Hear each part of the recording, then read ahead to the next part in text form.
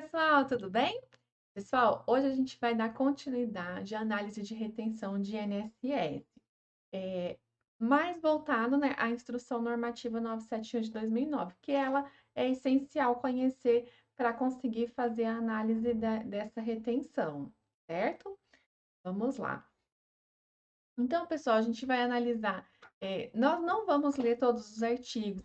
É uma base legal complexa, ela não é fácil de entender, mas o que que eu quero passar? Qual que é o objetivo? É conhecer, saber onde está, sabe? Porque a gente lê, a gente verifica, mas assim ainda fica algumas dúvidas, fica uma certa insegurança quando a gente vai falar de material aplicado, de equipamentos. Então, assim, vamos ler, vamos conhecer, vamos ter a nossa base de onde que a gente tem que olhar, o que que a gente tem que analisar, quais os serviços. Então, na Instrução Normativa 971 de 2009, é no artigo 112 ao 150. Então, aqui ele vai falar que é 11%, ele vai falar sobre o material, né, a redução que a gente vai reter, o prestador vai fazer a retenção do INSS referente à mão de obra, né? Então, o material aplicado, o equipamento utilizado, ele tem uma certa análise para se fazer, sabe? Então, não já vai excluir, tem que estar no contrato, não tem que estar discriminado na nota fiscal, não tem que estar, tem toda uma análise para ser feita. Então, assim, nós estamos olhando com um olhar de tomador. Então, de tomador, a gente vai ler na nota fiscal, que nem eu falei, sempre leiam a nota inteira, o que está escrito no corpo da nota, o que que aconteceu. Se a redução não, se a retenção foi integral lá na base, fica mais prático para a gente. Tá com a base de retenção de INSS base cheia, né? Então, ok, significa que não utilizou material, que não tem nenhum benefício de redução. Agora, se tem uma redução, aí a gente vai ter que analisar certinho se realmente é coerente, se está fazendo da maneira certa, sabe? Então, assim, a ideia, eu sempre penso assim, ó, a ideia do curso, desses vídeos, desse material que eu estou disponibilizando, é para a gente estudar. Então, não é uma consultoria, tá? Eu uso a consultoria. Então, se eu pego uma nota que eu olhei, que eu estou com dúvida, eu dou uma olhada aqui na base legal antes, verifico se eu já consigo entender, se já fica claro. Se não fica claro, eu recorro à consultoria. Eu ligo, eu passo a minha situação. Então, quando eu vou falar na consultoria ou mandar por e-mail, né? Cada consultoria de uma forma, e também eu faço as consultas de uma forma, às vezes eu quero explicar certinho a situação por telefone, e depois eu só faço uma confirmação pelo e-mail ou pelo canal que a consultoria disponibiliza, certo? Então, assim, eu sempre passo quem que é o prestador ele é Simples Nacional, ele é um RPA, qual que é o serviço, no caso que a gente está analisando aqui, qual que foi a atividade, qual que é o serviço que ele discriminou na nota, como que foi prestado. Eu tenho que ter todas essas informações, porque senão eu vou chegar na consultoria, vou passar uma informação para ela que pode estar faltando alguma informação importante que seria necessário para essa análise ser mais conclusiva, mais eficiente. Então, eu junto todas as informações que eu tenho e que precisa. Algumas o consultor já pergunta: mas teve isso, mas tem aquilo, sabe? Então, ótimo. Mas tem algumas coisas que não, ou às vezes ele entende uma coisa diferente. Isso aconteceu esses dias comigo. Eu fui fazer uma pergunta, que eu já sabia a metade da resposta. Eu queria confirmar se eu estava fazendo certo, porque as legislações mudam, a gente sabe muito bem disso, né? Então, eu queria essa confirmação que eu estava fazendo, corretamente, como eu tinha sido orientada, como eu tinha de base legal. E então eu fiz o questionamento. E logo de cara ele respondeu: Não, mas você não pode fazer isso. Eu falei: Mas eu tenho uma resposta à consulta. Resposta à consulta não é base legal, mas é uma base, é um norte, né, que a gente usa para entender se a gente Tá fazendo da maneira correta, né. Eu tenho uma solução de consulta que diz que eu posso fazer isso. Aí ele perguntou qual que era o número, mas eu não tinha o número na hora, né. Aí eu peguei e falei: "Espera aí que eu vou pesquisar". Aí com ele no telefone, já pesquisei a base, aí ele encontrou antes de mim, ele falou: "Ah, encontrei a resposta, mas você disse isso, isso e aquilo". Eu falei: "Ah, eu não disse isso e aquilo", mas você entendeu, sabe. Então, é o que a pessoa entende, então a gente tem que ter muito cuidado com isso, porque ele entendeu de uma forma, mas eu não disse daquela forma. Então eu falo, eu tenho uma empresa, ela é optante pelo Simples, ou ela é RPA, ela faz esse tipo de atividade, é assim, assim, assado, ela tem esse KNAI, às vezes é preciso, às vezes não precisa, né? Ela presta serviço para que tipo de empresa?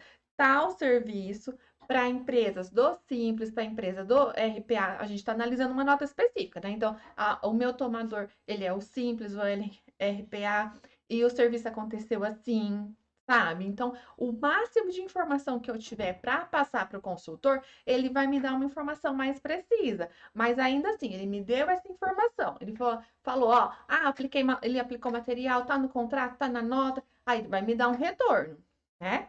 Então, com esse retorno, ele vai falar assim, ó, de acordo com o artigo tal, da lei tal, da instrução normativa, da solução de consulta, disso, daquilo, o que que eu vou fazer? Eu vou abrir o que ele está me falando, eu vou ler para ver se eu entendo a mesma forma que ele entendeu, né? E se é de acordo com a minha situação. É que nem esses vídeos no YouTube que a gente lê que é isso, que é aquilo, que tem uma tributação, que tem um benefício e tal, mas tem que ver se isso se aplica à nossa situação. Um outro dia, nossa, eu já tô inspirada pra falar, né? Um outro dia também eu vi uma pergunta num grupo do Facebook. E a pessoa estava perguntando se a sucata não era diferido, porque ele recebeu uma empresa de um outro escritório e acho que não estava fazendo diferimento. Acho que era isso. Aí ele questionou se não era diferido. Aí, assim, a resposta é: depende, né? Quem que é o destinatário? Quem que está comprando essa mercadoria? Qual que é a finalidade dessa mercadoria, dessa sucata? Qual que é o estado, né? Então, assim, tudo depende. Então, por isso que a gente, para responder a esse depende, a gente precisa das informações, né? Então, com isso, a gente tem que fazer a pergunta, a análise para a consultoria ou para a pessoa que nos ajuda, que nos orienta, com o máximo de informação que nós tivermos. Porque assim a resposta vai ser mais assertiva. E de acordo com essa resposta também, a gente vai ler, né?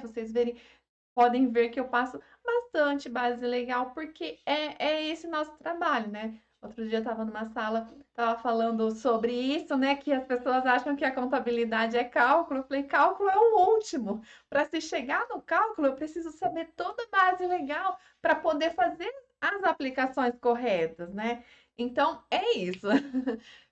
Queria compartilhar isso com vocês, né? Mas vamos ao que interessa hoje, que é a Instrução Normativa 971 que fala sobre a retenção do INSS. Então, a gente está analisando assim, do aspecto do tomador, né?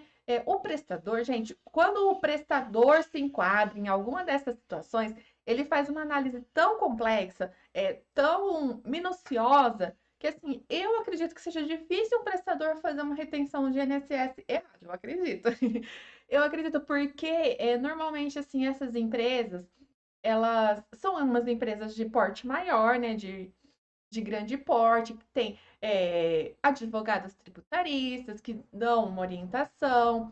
Eu lembro de uma empresa que eu não fazia o fechamento dela, mas eu acompanhei por cima uma questão que ela tinha, que era uma empresa de limpeza. Então, ela fornecia mão de obra de limpeza. Aí tem, acho que nós vamos ver aqui para baixo, uma porcentagem, quando é limpeza hospitalar. Agora eu não vou achar ou vou achar.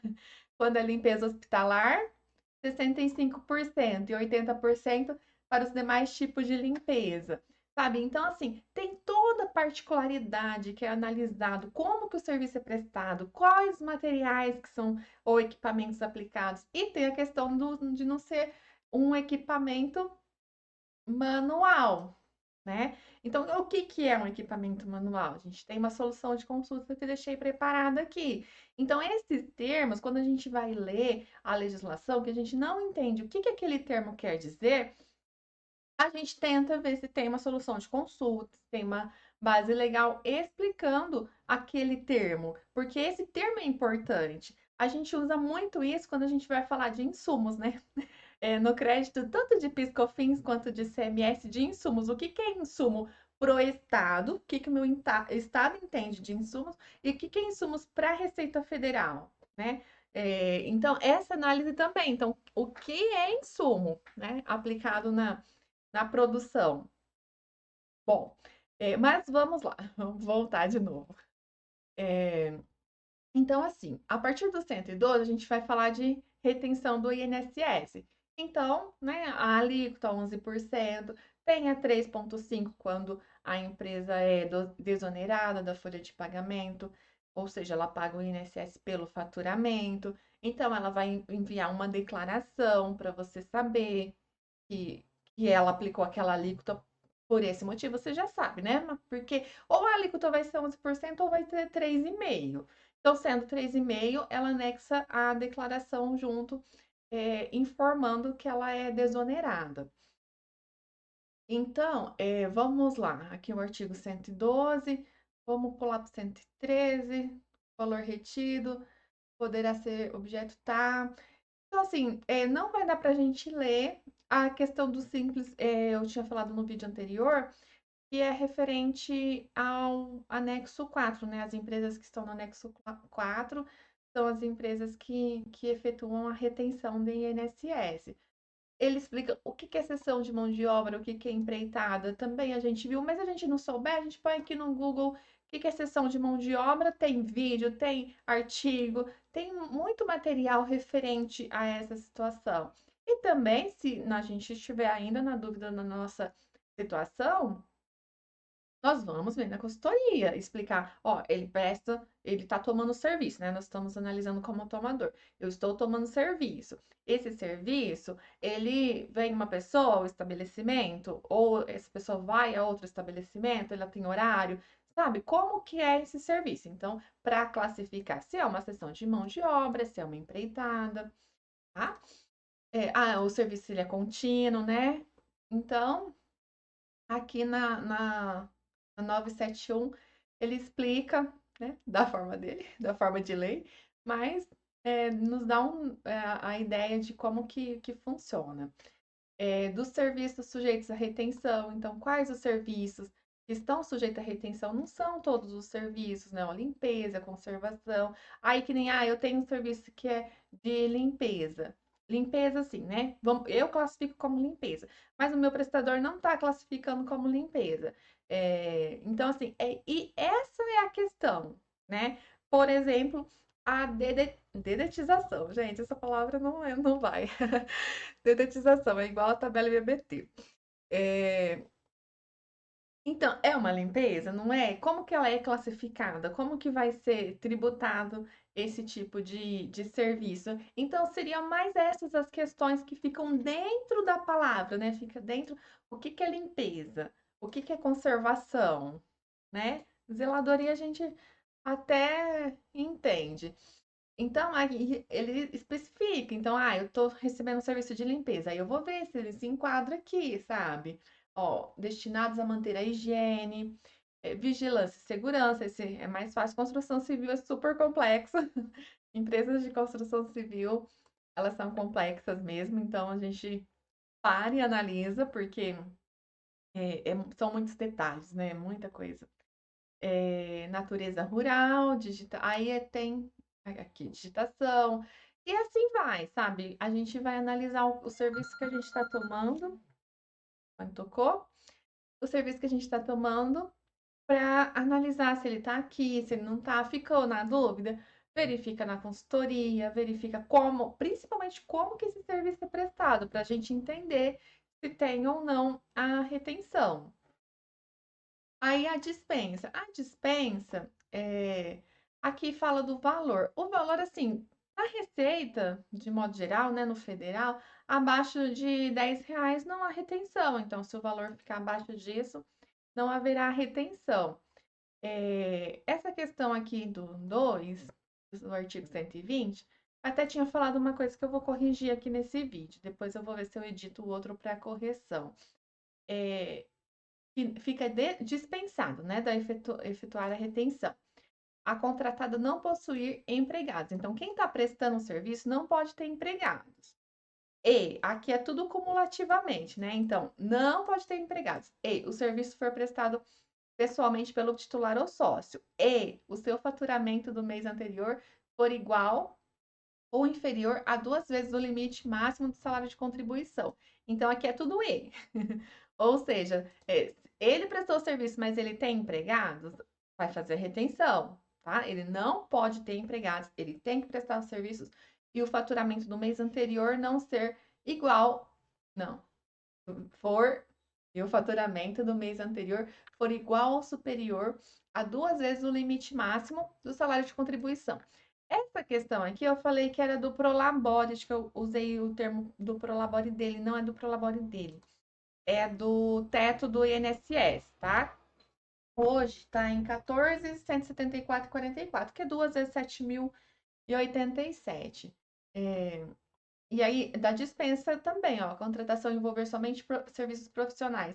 São aqueles serviços, né? É, advocacia, engenharia, é, contabilidade. Então, assim, a gente vai analisar também, junto com a consultoria, se ficar alguma dúvida em relação aos serviços profissionais. E assim vai. E da apuração da base, é aqui que entra a questão do material ou equipamentos próprios ou de terceiros, exceto os equipamentos manuais fornecidos pela contratada, discriminado no contrato e na nota fiscal, na fatura ou recibo, não integram a base de cálculo de retenção desde que comprovados. Aí, aqui, ó, na solução de consulta, COSIT 317 de 2018, ele fala sobre equipamentos manuais. Então, aqui, ó, deixa eu ir direto ao ponto. Cadê?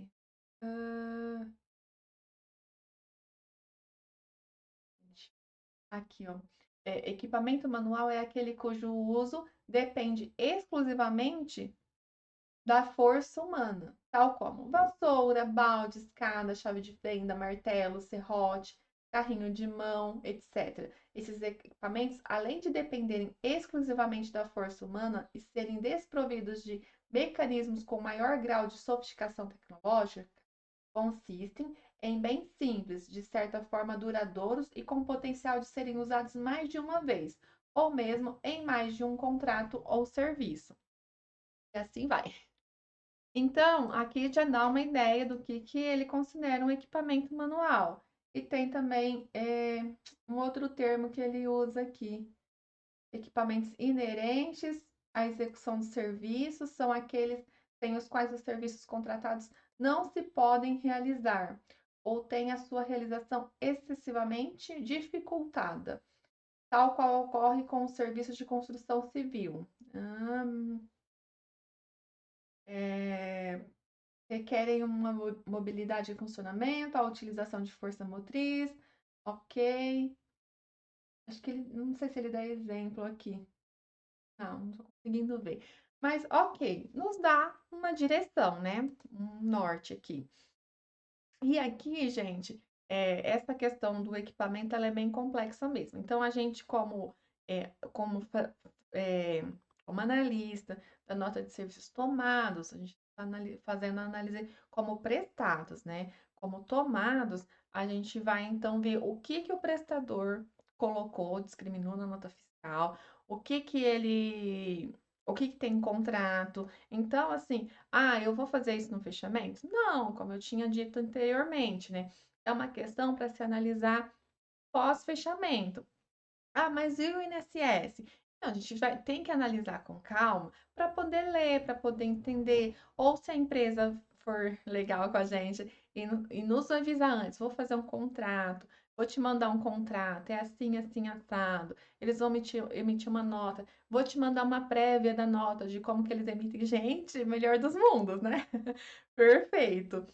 Mas a gente sabe que só chega a nota fiscal lá e realmente, gente, no fechamento, para fazer uma análise detalhada é complexo. Só que também, assim, a gente fez uma primeira vez dessa empresa, né, que vai prestar um serviço de limpeza. É uma coisa que vai ser recorrente, normalmente é recorrente, né? Então a gente já sabe, na próximo mês, já aquela nota é assim que tem que ser, e a gente pode entrar também conversar com o prestador, com a contabilidade do prestador, para entender certinho por que que ele usou, por que que ele fez assim, sabe? Mas, como eu disse, não é simples essa análise. É, aí aqui no 122 tem umas reduções, né? 50%, vamos ver, os valores de materiais ou de equipamentos próprios ou de terceiros, exceto os equipamentos manuais, cujo fornecimento esteja previsto em contrato, tem a respectiva discriminação de valores, desde que discriminado na nota fiscal. Na fatura ou no recibo, não integram a base da retenção, devendo o valor corresponder no mínimo a 50% da nota, 30% do valor bruto da nota para os serviços de transporte de passageiros, 65% quando se referir à limpeza hospitalar e 80% quando se referir a demais. E assim vai. Se a utilização. Esse 122, ele fala então assim, ó, os equipamentos, eles estão sem a respectiva discriminação de valores. Então, essa é a diferença aqui de cima do 121, né? Fornecidos terminando no contrato e na nota fiscal, não integram uma base de cálculo. Que mais que nós temos aqui? Não havendo discriminação de valores em contrato, independentemente da previsão contratual do fornecimento de equipamento, porque às vezes há a previsão do fornecimento do equipamento, mas não de valores. Então, por isso que ele está colocando dessa forma. A base de cálculo da retenção corresponderá, no mínimo, para a prestação de serviços em geral, a 50% do valor bruto da nota fiscal, da fatura, no caso de prestação de serviço na área da construção civil, aos percentuais abaixo relacionados. E aí, aqui tem a questão separada da construção.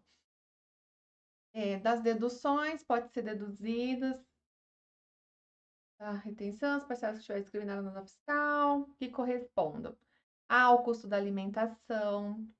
O valor relativo à taxa de administração e gerenciamento não pode ser deduzido da base da retenção, inclusive no caso de serviços prestados por trabalhadores temporários, ainda que o valor seja discriminado no documento ou seja objeto de nota fiscal. Ai, gente, não vai dar para ler tudo.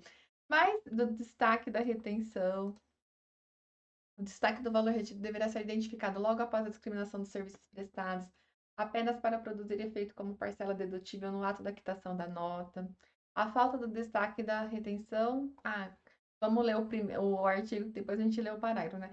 Quando da emissão da nota fiscal da fatura, a contratada deverá destacar o valor da retenção com o título de retenção para a Previdência Social, observando o artigo 120. 127. Subcontratação. Subcontratação também tem que dar uma analisada com calma. Gente, acho que é isso, né? Do recolhimento do valor retido. Então, o que que a gente faz, né? Nós, como tomadores, né? Então, a gente é o tomador, nós pegamos a nota fiscal, analisamos, a retenção está correta, beleza. Sendo assim, a gente vai pegar esses valores, lançar o nosso sistema, ok? Mas esses valores da retenção do INSS, eles vão para a REINF. Então, essa parte também é da parte fiscal, vamos dizer assim. Depois, o departamento pessoal vai fazer o fechamento lá da REINF com a DCTF Web, não conhece esse procedimento. Então, a nossa parte é identificar a retenção, a gente troca uma ideia com eles também, que eles estão bem a par, eles conhecem essa instrução normativa também super bem, a gente analisa junto, faz um trabalho em conjunto referente à retenção, aí identificamos, lançamos, a nossa parte termina na entrega da REINF, certo? Então, esse valor também para o contábil, ele é abatido, né? A empresa ela vai pagar o valor da nota menos as retenções, né? Então, retenção de INSS vai ser abatida. Então é isso. Deixa eu ver se tem mais alguma coisa mais de importante, né, das obrigações. Ah, eu acho que é isso mesmo. Estamos no 142 aqui. Aí, gente, tem as condições especiais, né? Mas é até o 150. É isso mesmo. Bom, então é importante a gente ler, conhecer, né? Principalmente os serviços. Quais os serviços que eu tenho que analisar se vai ter a retenção?